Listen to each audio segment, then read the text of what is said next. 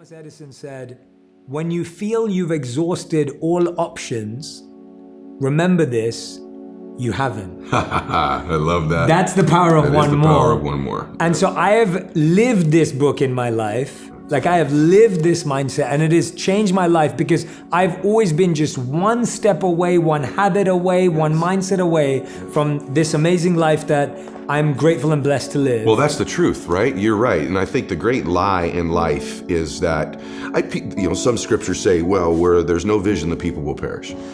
Whatever your scriptures are. Really, do you have no vision? If you ask the average person, you want to be happy or sad? What's your vision? They'd say, I want to be happy. You want to be rich or poor? Most people say, I'd like to be rich. Do you want to contribute or make no difference in the world? I want to contribute. Do you want beautiful memories or no memories? I want memories. So there's a vision. Our issue is depth perception. We think it's further away than it is. And because we think it's so far away, Jay, we create patterns and behaviors in our life that perpetually keep it there. Ooh. And that's what we do in our life. But what if that's the great lie of life?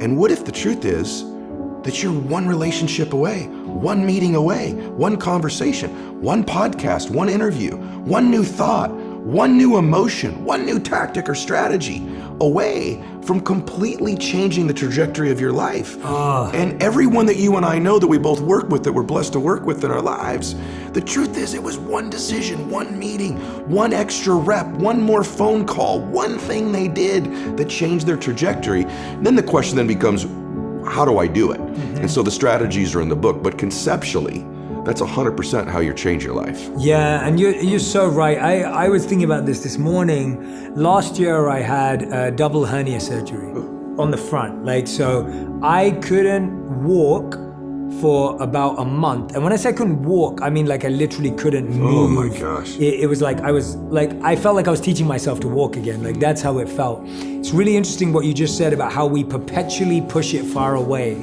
I would wake up every morning and my mind or my initial mindset was it will be gone today. Yeah. It must have gone today. Today it will be fully healed. I'll be fine today. And I would wake up and I wouldn't be. And I would feel like healing was so far away. Yes. It would be 80% away that I was missing out on the 1% change since yesterday. You got it. Since yesterday, I made a 1% change. I wasn't feeling the same pain in my nerves. I was able to be flexible by 1% more. Yes. And I was missing out on all of that because I was so obsessed with how far I was. That's the journey. And and what happens is when you live with an expectation that these one mores exist, the reticular activating system in your mind filters them into your awareness.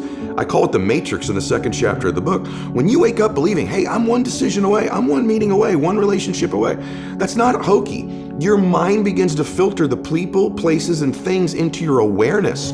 You develop something called sensory acuity. You hear conversations you weren't hearing. We've all had that experience where we're on an airplane, I can't stop hearing these people over here. Or you walk in a loud room, but you can hear your own name auditorily over all the other names in the room.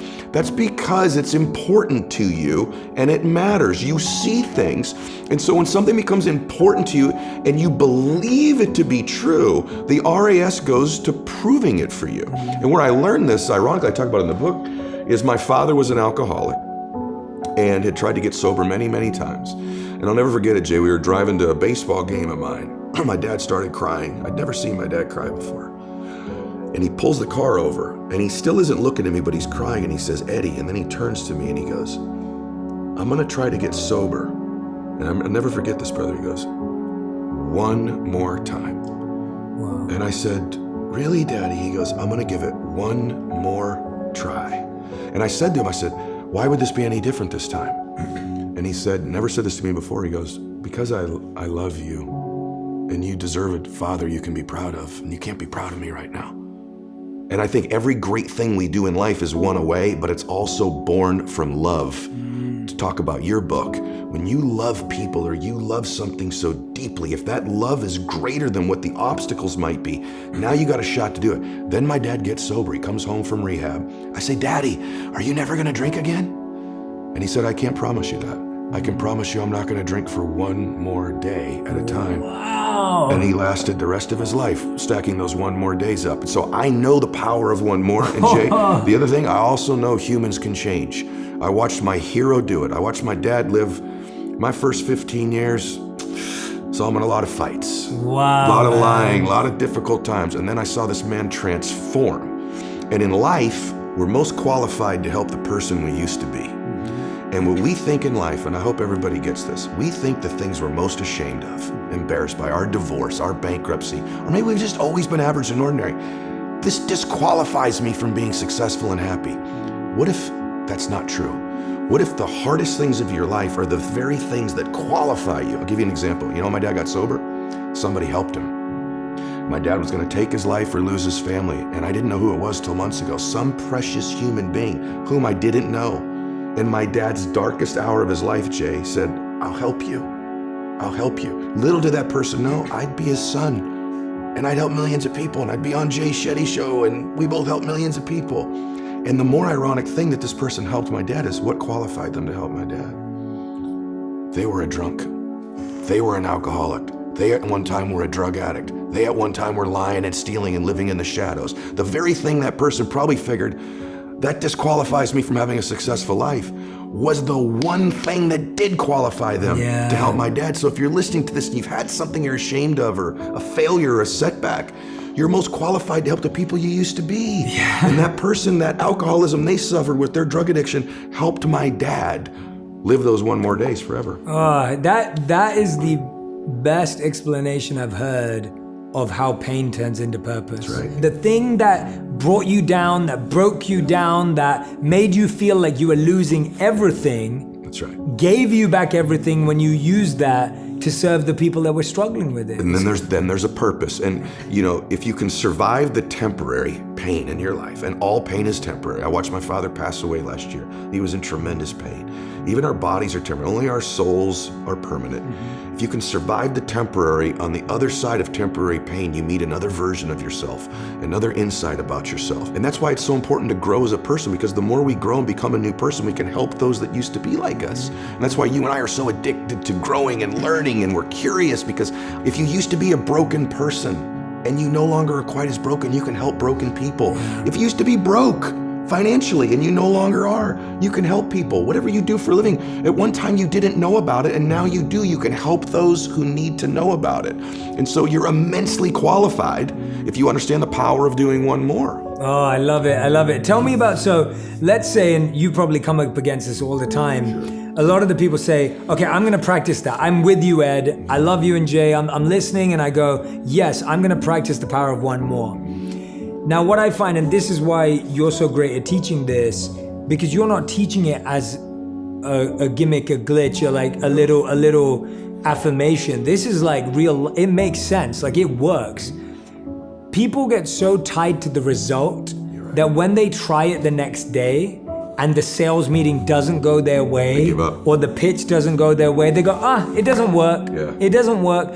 Why didn't it work, and how should we respond when we fail or get rejected the next day? Well, it didn't work because you're so attached to the outcome. I coach a lot of athletes. I know you do as well. And one of the things that's a really nuanced thing in life, it's great to have goals. You should have goals. I want to do this or that. But in the moment of execution, you have to separate from outcome in the moment that you're executing and just be present and exist. I talk about this in the book. Here's what I would say if you're going to win long term. 95% of people have an operating system in their mind where they operate out of history and memory. I like that. And about 5% of humans operate out of vision and imagination. So the reason we're so much happier, I believe, when we're children is we have no history and memory. So we operate out of imagination and dreams and vision. But at some age, some people it's 5 years old, some it's 8, some it's 18, some it's 28, they create a history. And that history then becomes the operating system. So even if they take on a new behavior or tactic, they're operating out of a pattern of thought and belief that's historic and memory-based. And so the number one thing I would say is begin to operate out of your imagination again, out of your vision again. Create from that place. If you create from that place, now you're not tied to the result in that moment. You're giving yourself space to imagine and create something new in your life. I've never heard that in that language, man. That is so powerful. You're so right about as kids how we don't have any memory or history, so we don't have any blocks, we don't have any limits. And begin to listen to the people around you. People say, hey, you're the product of who you hang around. How do I know if they serve me or not?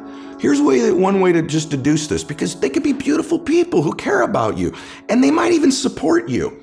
But when you're with them, what are you ever have those friends you're with them, you're like, you remember that party, remember that thing? Yeah. And if your friends are constantly bringing you to the filtration system of memory and history all the time, think this through. How often are those friends saying, hey, what are you working on now? Where are you going? What's your vision? What do you want to create? And maybe that sounds hokey, but you and I have both our friends have the most amazing histories, and you can't get them to talk about them. No. You have to work, because what are they still doing? Yeah. They're talking about now and where they're going. Yeah. Their viewpoint in their life is being present and having a vision for the future. Yeah. A formula for misery, a formula for lack of creativity, lack of productivity is constantly being history and memory. Yeah. Even if it's good, it doesn't serve us. And for most of us, it's not good. And we keep living from it or trying to move away from it. Create a new future. Don't move away from the past. Create a brilliant, imaginative, curious, vibrant vision for your life. Oh, I love that. Yeah, we're always trying to create the same past. Yes. As opposed to a new future. A new future. And I find that what's really interesting about that, all the studies show that nostalgia makes us believe that the past was more phenomenal than it actually was. If you remember that party you went to at college, it's better in your memory than it actually was. If you actually could have gone back and remembered how you felt hungover and what you broke a bone or whatever happened, but now in your memory it's beautiful. Beautiful. Right? So our memory also is slightly warped of the past. No question. It can make things feel much better or much worse sometimes. No question. But what's really coming out for me right now is this idea that it's something you said a couple of moments ago, and it sparked a thought for me. I remembered a story that Vanessa Bryant told about Kobe Bryant after he passed away. I was fortunate enough to interview him around 3 months before his tragic passing. And she told this story, and she said that Kobe would play through every injury. He would play through every pain. He would play through everything, even when the doctors and his coaches would say, stop playing. And she asked him, she said once, why he still plays. Right? Again, going back to our curiosity, not assuming you know your partner. She asked him, why do you still play? And this is just her and him. There's no cameras, she's telling this story, but at the time it was just them two. He said it's because there's someone who's paid for a ticket today. They saved up, and this is the only time they're ever gonna be able to come. Maybe a dad's brought his kid, maybe someone's come to the game, they're a lifelong fan, and they came today, and today's the only day they're gonna get to see me. And if I say I'm injured, they won't get to see me. So I'm gonna play so that one person gets to see me play, and then he goes and wins. Yes. And it's like, that's love. That's right? love. That's what you were saying. Love for something is in the present moment also, right? Wow. Love is not just for the past. And it's funny how important one day has been. When my dad got sick, my dad got cancer. When he first got sick, he goes, hey, my dad was a dude. He goes, look, I'll fight this one time. Okay, I'll do your little chemo and your surgery, but I'm not gonna pour poison into my body. I'm not gonna lose my hair. I'm not gonna deteriorate. I'll give this thing a shot once. If it doesn't work, I'm out. That led to 8 years of him fighting it. Wow. Chemo, radiation, proton therapy, surgery, chemo, experimental chemo, and he did lose his hair, and he was in pain. And I'd say to my dad, Dad, you're suffering so much. You said you wouldn't suffer. He said, no, Eddie, I'm in pain, but I'm not suffering. I choose not to suffer. And I'm not suffering because I get to see my grandkids again. And I said, Dad, why are you doing this? And he said, you only understand the power of one day when you're threatened with never having another one. And I'll do anything for one more day. Get to be with you one more time. Give your mom a kiss one more time. Maybe I'll see one of my granddaughters get married. And he goes, I'll do anything for one more day. The beautiful thing is, I was actually with Kobe a week before he passed away. We were in the same gym. Our daughters played volleyball. And ironically, that day, I watched Kobe walk out of the gym. There was only a couple dads left. It was late at night. He stayed and I stayed. And he had his youngest daughter in his arm, and he was rubbing his other daughter's back. And I remember taking note of it because I was with Bella at the other end of the gym, and I remember thinking, I don't hug Bella enough. I need to hug, no joke, bro, it's in the book. I went, I gotta hug Bella one more time every day. Not just once a day, plus one more time every day. My daughter's gonna get extra hugs because Kobe does that. What if I could have said to Kobe when he got in his car, Kobe, you have one more week, bro. mom, get it right. Whoever matters to you, make it right. Call your dad, make it right. Call your mom, call your family. What if the day before you could have said, Kobe, you have 1 day left? And my dad, same thing. I was with my dad when he had 1 day left. I was with my dad when he had 1 hour left. I was with my dad when he had 1 breath left. And when we begin to think of our life that way, the power of right now and having 1 more moment and 1 more minute is so beautiful. It's so blessed. It's so big. It's so amazing.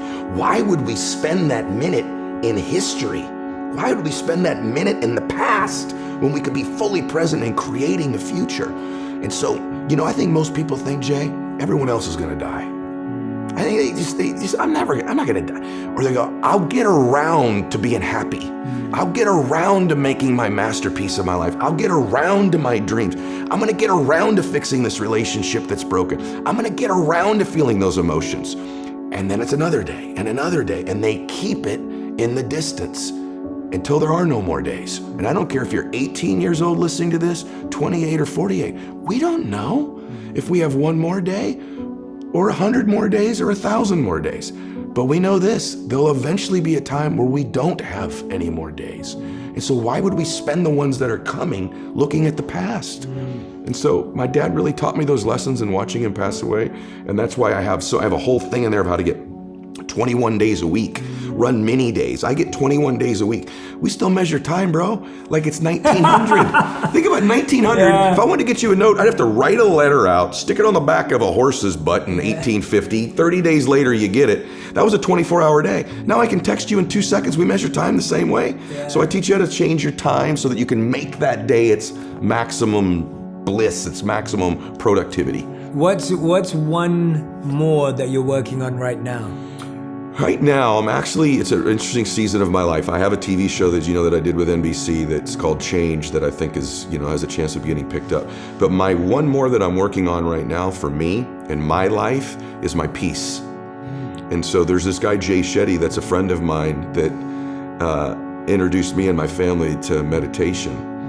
And I'm giving myself the gift I don't just do it in the morning now. I've given myself the gift of 1 more time every single day of just emptying my mind and trying to be fully present. And it's been work for me. I've got that busy type of a mind, but I have found that my peace in my life, most of us, Jay, have all these goals of things we want to do, and they're wonderful. And I believe in doing that. I think standards are more important than goals because, and I teach you in this in the book, how to set the standards that'll get those goals.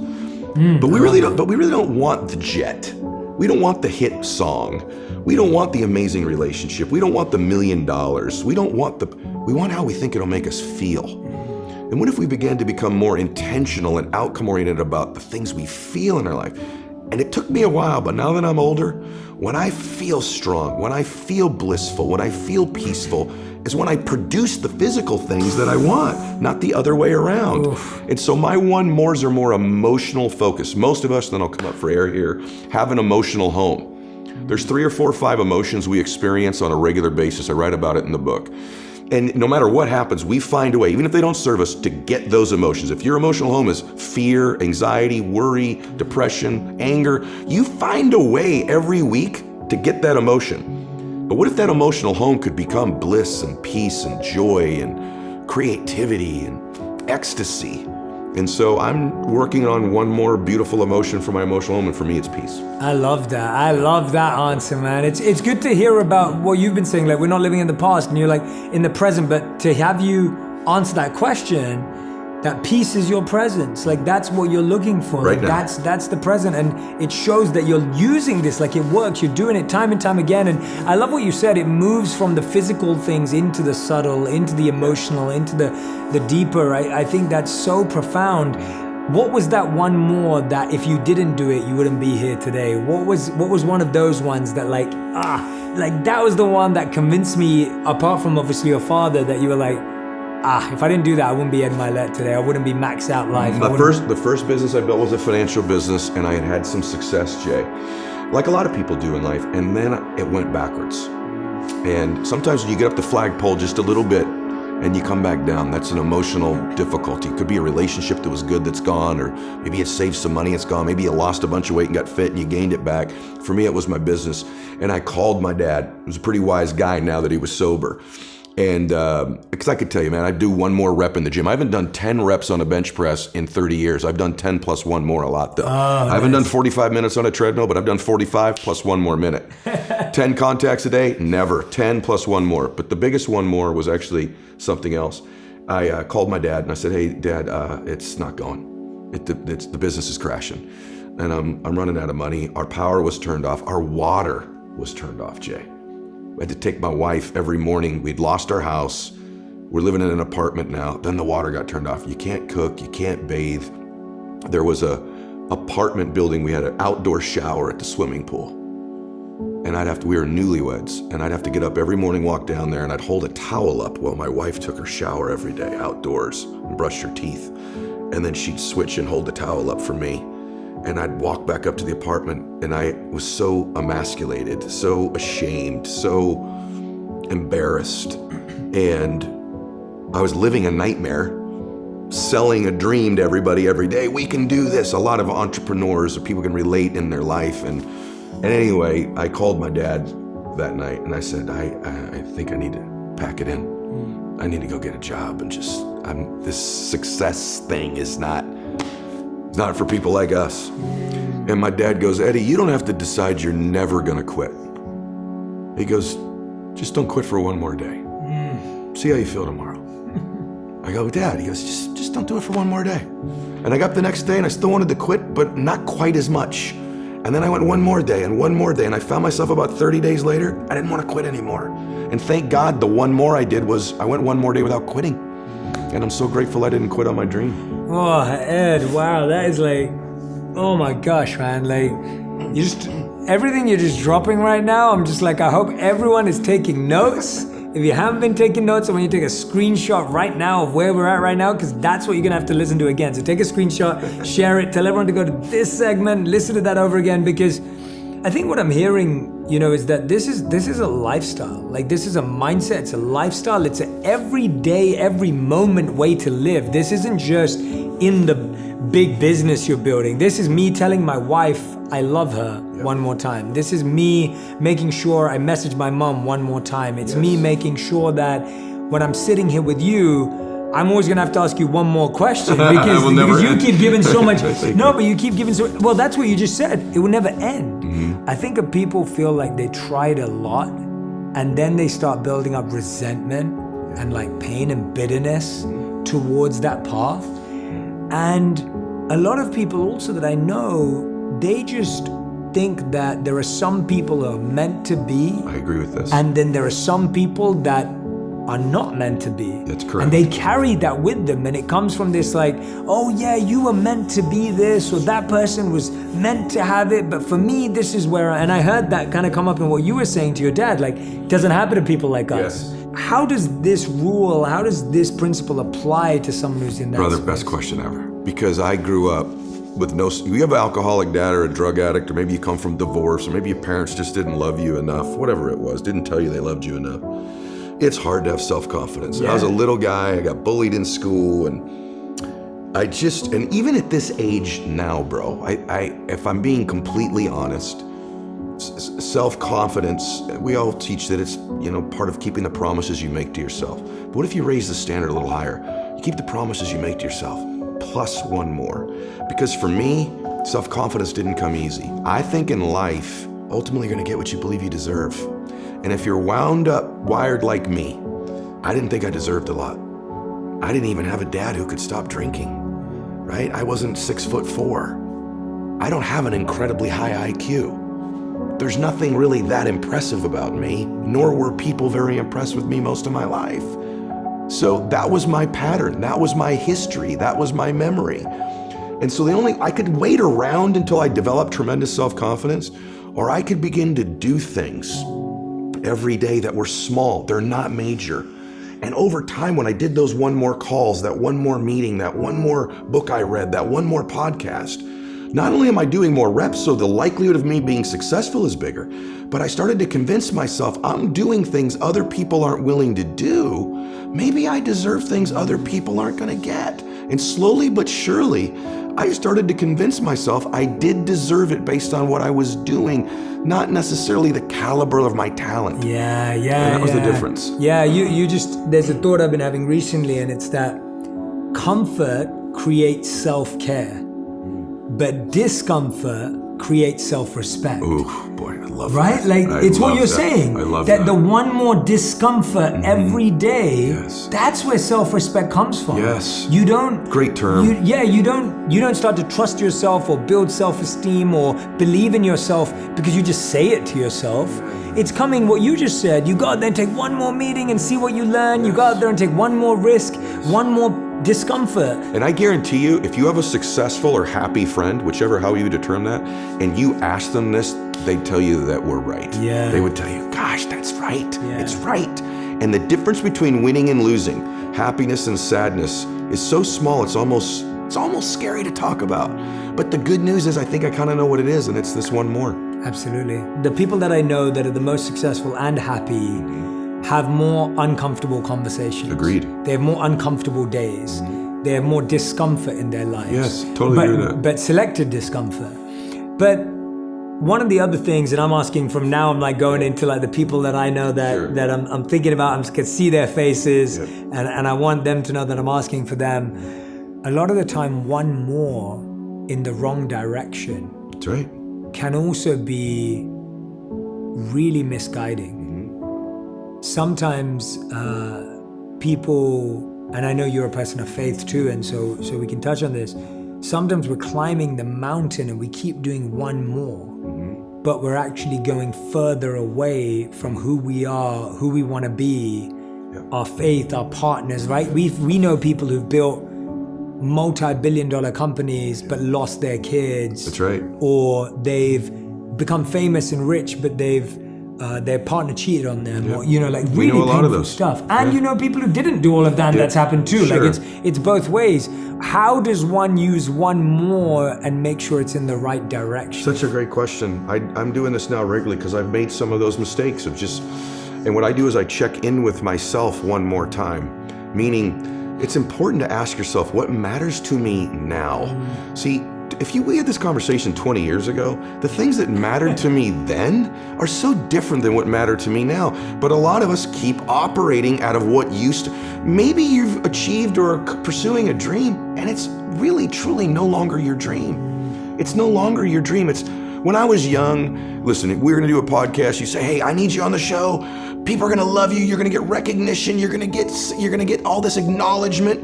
And that would have been my hot button, my need. I believe in the 6 human needs. My need was significance and recognition. And there's nothing wrong with that. It's wonderful. And so that's the button to get me to move would be significance, recognition. Well, I've been blessed the last 30 years or so of my life to have a beautiful abundance of significance and recognition. It's no longer what fills me. Now you get me to do an interview, you go, hey, I really think we could help some people. My big button in my life now is contribution. There was another stage in my life, it's still there, but hey, if you go there, you'll grow. I still want to grow, but I know me now. Right now, I'm in a season of my life that's contribution. It's giving. It's what fills my heart. And I think it's checking in with yourself one more time. What matters to me now? What do I want now? What's important to me now? What season? Maybe you're in a season where you need to rest. Maybe your spirit and everything about you is telling you, hey, it's time to feed you again. It's time to recharge. If that's the season, then answer that call. Don't play out of a past playbook. And so for me, that's the season I'm in now. And I'm sure that in 5 or 8 more years, there'll be something else. But I regularly, on a monthly basis, you recommend it in your book so beautifully about your relationship, checking in. You have these strategies you teach about weekly and monthly and quarterly and yearly with your partner of checking in with them. I also recommend you check in with yourself and what matters to you now. And so for me, it's a matter of checking in now so that I don't lose my family in the pursuit of my business or lose me. Yeah. Lose me. Who am I anymore? And I've had times where I'm like, this doesn't feel like me anymore. Yeah. And I had at least the ability to at least acknowledge that and make a change. Yeah, and I love that you brought up seasons because I feel like no one and on planet Earth, we don't have the power to change the season. Yeah. But you have the power to live the season well. That's right. You can either be right now it's been raining, right? Yeah. Wherever we are. It's been like pouring down with rain. There's all this effort. You could carry an umbrella. Well, you can tell how I'm dressed. Right. I'm definitely not dressed in my usual gear. Right. Because I'm dressed for the rain. I'm prepared. Yes. Because that's all I can do. I can't make the rain switch off. I can't stop it, right? Like I can't do that. Yeah. And so I love hearing that you're just learning how to thrive in the season. And so if your season's telling you to rest, you can't force the season. And you have to live it through. You have to experience it. You know, I think you have to remember one thing, man. I think it's just easy as a person to forget this. And I just would love to say this because you have such an amazing reach. Each of you and I included, we were born to do something great with our life. We were born to do something great with our life. And it's important to check in from time to time of what that current great thing is. And sometimes we think it's the big things. It's the people that are on both our shows. They've made this big movie. They've got this big song. They're this big thing. Who's greater? The man who helped my dad get sober? Or the fact that maybe I've helped some people because my dad got sober? That one act was greatness in his life. That kind moment with another person that says, I can help you. Let me connect with you. And so don't discount your own greatness, your own call to do something great. And it doesn't have to be a script or a play or a book or a speech or on social media. It's just doing something great, and you matter. I don't mean this hokey. I'm telling you the truth about you. You matter. You were born to do something awesome with your life. Your family's supposed to do something great as a family. And maybe it's just checking in and reminding yourself of that, and then asking yourself, what is that thing right now in my life? And so I just think that reminder is so important that, it's great to voyeuristically look in on successful people or what we think are successful people. It's also important that the camera turn back on you and go, you matter. You matter. You're great. And that's probably the most important thing we'd say today. Oh, gosh, man. Yeah, and one thing you just clarified beautifully is that great doesn't have to be big, and big doesn't mean great, right? And I think we're so obsessed today. We are. In that to do something great, it has to be big, it has to be bold. When I think about myself, honestly, Ed, and I can say this to you because I think in these sessions and when we spend time together, you've heard my heart. I was one of those people who actually never believed I could do any of the stuff I've done. I never set out when I started and I was like, one day I'm gonna be, I didn't have any of that. That's not how I'm wired. I was wired in I wanna serve. I'm gonna serve whoever comes, whether it's 5 people, 10 people, I'm happy, I'll serve them. And as I started to do that, I got more confidence. Okay, now I wanna serve larger groups. Okay, let me serve them. And then it was and I never believed at any point that there were these arbitrary, abstract goals of number one this, those weren't how I set out. And so when I'm listening to you speak, I hope someone's out there thinking, Jay and Ed, I'm like you guys, where it's I don't vibe with all that motivation, I just vibe with the fact that I want to have a great impact, like the person that helped your father. Yeah, and you know what we've both found in our life too, just to give you insight from someone called me seasoned today. This is that the universe or God really prepares you to step into the next room when you step in with some faith. And so maybe it does start with 5 or 6 people, and maybe that's enough, but perhaps in that space you're in, there'll be a little door open. And if you step into that one, you'll find, I think we think, I have to have it all figured out. Wozniak's a good buddy of mine who started Apple. They didn't. They were a board company. They didn't know they'd be doing this someday. They stepped into the next space. And one thing I think we also want is an immediate result. And I talk about this in the book. Maybe this will be the last little thing I'll share with you, but I went to a birthday party as I was writing the book, and it was for a young boy, and they had a piñata. We've all been to especially if you live in California, the piñata. And so what they did is they took each of these little guys, they blindfolded them and spun them around, and they're all dizzy and they're swinging and they're not even near the piñata. That's life. A lot of times you feel like, man, I'm blind. I don't even know where I'm swinging right now, but I'm swinging. And so each kid hit the piñata, and the candy didn't come out. And so they take the blindfold off. That kid got tired. The next little boy came up, spun him around. So 7 of them hit this piñata. No candy came out. The last boy, the smallest boy, the youngest boy there, they throw the blindfold on him. They spin him around. He's swinging too. That's life. You're just sort of swinging, right? They finally point him at the piñata. He hits the piñata just once. Bam! All the candy comes out. And all the kids jump on and celebrate. And I'm watching that and I'm going, now who broke the piñata? Was it the last shot? Or was it the cumulative blows of each of the shots on the piñata? Well, we all know the answer. It was the cumulative shots. Life's a lot like that, man. That we're taking shots, but we don't see any physical progress. But every one more we're doing is pounding progress. And in life, you have to be willing to buy into what is invisible progress. Most people quit on their dream, quit on their vision before the candy comes out. And what you and I didn't do is quit. We just kept swinging. And eventually the candy comes out. The candy could be your bliss, your joy, your financial success, your notoriety, your contribution. But most people are hitting the piñata of their life and there's no evidence it's working. But the truth is there's a pounding effect in life that if you keep hitting your life's piñata, if you'll stick around, there'll be some candy come out. The power of one more, everyone. Ed Milet. Go and grab this book if you haven't already. It's going to be a life changer. I mean, you can just feel the energy coming off this human being. Honestly, I want you to go read this book. I want you to go listen to the podcast if you don't already. The first book was called Max Out Your Life as well, the Max Out podcast. Ed, you are just, your energy is infectious. I don't know how anyone can't listen to you, read from you, hear from you, and not feel like they need to change their life. Like, you've just given me a list of number ones that I'm gonna do, one more. I hope that you keep coming back on the show. I hope that we keep getting to connect offline.